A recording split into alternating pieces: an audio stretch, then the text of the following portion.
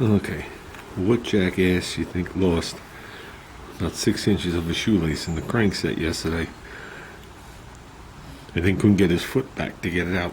I had to take my shoe off in the street. Don't worry, I got that fixed.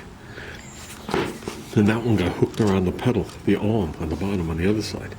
I almost went down twice within 100 feet. I say, ain't looking right good right there. That's looking good everywhere else. Yeah, we'll be fine. So what's that gonna happen? We rinse the car. Something's about this play. We just switched tracks. Let's see what we're gonna have to turn down.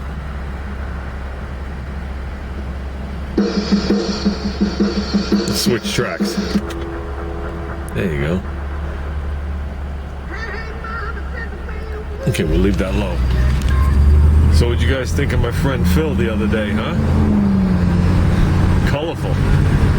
We'll leave it at that. Yeah, obviously much older than I am. I think he's even older than my oldest brother, by a year or two. I think. I'm not 100% sure. I don't remember. But, yeah, it was funny. He used to, back in the day, try and curb the F word a lot. My brother never talked like that. I obviously was never allowed to talk like that. But I was just very happy I had the camera on me. I was very happy. That is the only car from my childhood that's still left that I'm aware of as I think back. He held it all these years. And he said years ago, now bear in mind, 22 years ago I tried to buy that car. He lived 2 blocks away from me when I lived with my parents. Then after I moved, we lost contact. After I moved, it turned out he lived right on the block from me. And I found out when I heard this really nasty, he was understating that engine. This really nasty car run, and I jumped in my car to see where it was coming from. Because I moved in December and it was in the spring to drive around the block to see him out in the driveway with his car. So then he wound up moving back to his parents' house, to say the least. He bought that house. Situations change in your life with everybody. Okay. And like always, we passed where we had to go. That's okay. But, yeah, 22 years ago, I offered him 12 grand for that car. And if you listen, you could still hear him laughing. Bear in mind, I don't know of too many original metal, true big block, super sport, 67 Chevelle convertibles. Original trunk pan, original quarter panels, original doors, original floors. Okay? Yes, recently he's redone a lot of it. The car is an original red car. In there, I don't know if you guys realized it, but he painted it like a candyish red now, recently. He was surprised when I asked him if he did it, because he used to do all his own paintwork on whatever he had. And like I said, the way he described that small block was an understatement. I remember the cylinder heads on the small block never came on a production car. They were bought over the parts counter.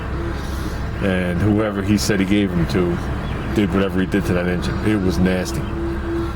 It was one of the nastiest small blocks I ever heard. It was definitely not a street engine. Then again, that wasn't really a street car. And if you look close enough, besides the Harbor Freight jack stands, you could see the airbags and the coil springs from 40 years ago. That's the way you ran. Okay, a lot has changed on the car since then. But he's still the way he was. Is that a way of wording it? Part of him is still very old school. You saw the chrome valve covers. He's a little more traditional. He's definitely not a billet guy. Then again, neither am I. I don't believe in all that billet-y stuff. When he ran the small block, he had a Edelbrock something tunnel ram on it, 2 660 center shooters at one point. Now we're going back into the late 70s. And my brother borrowed the intake manifold and carburetors to put on his show truck, and he sent it out and had the manifold and the carburetors chrome plated. And he never put it back on the car. He never forgave me for that. When I used to go see him at the other house, it would be sitting on the shelf. He refused to put it back on the car. So, yeah, he's not a chrome type guy.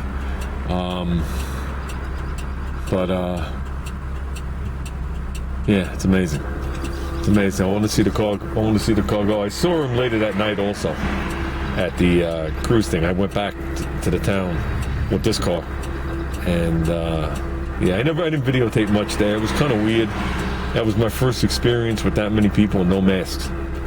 I mean, am I a hypochondriac? No, I'm a realist. The virus didn't disappear over the week because the government says it did. The government don't know their ass from their elbow. I know, and this is the truth, multiple people that have had the virus and tested negative for it. So I don't believe the numbers. Now, I'm not saying it's a conspiracy, but these people are hospital workers. They definitely had the virus. It was confirmed back then. And when they did those antibody tests or whatever tests they are, they tested negative for it. So, and everybody I know is tested negative for it. So, maybe the test isn't accurate. Maybe it's only accurate on certain people. I mean, now they're talking about your finger lengths. Oh, such a crap. Do I think the government's on a lot of pressure to open everything? Yeah, look around. Look at the riots. You could say they're from them killing that guy, but that's just built up 3-4 months of anger coming out. So that's basically what's been happening all over the place. It's not an isolated incident. Okay, people are just angry. I had 5 fights in 5 weeks at 5 different locations for taking a walk. And it had nothing to do with not wearing a mask. It just had to do with people who are just very angry. They're built up. They don't know what to do. They don't know what to do with their anger. I guess they used to going to work and screaming at other people. Now it's just built up.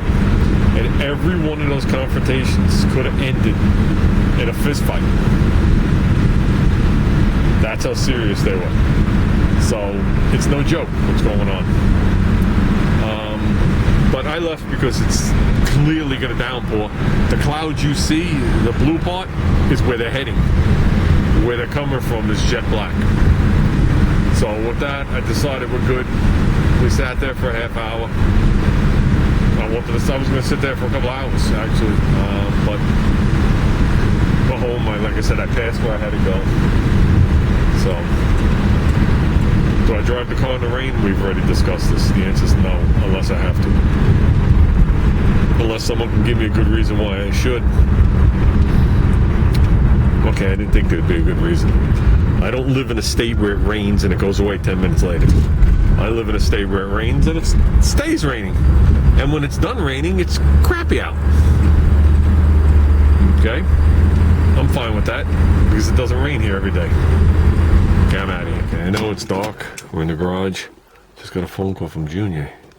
I got a present sitting at his house. We can kill 2 birds with 1 stone. I can drop off his coffee table that I used for about an hour, and get my present.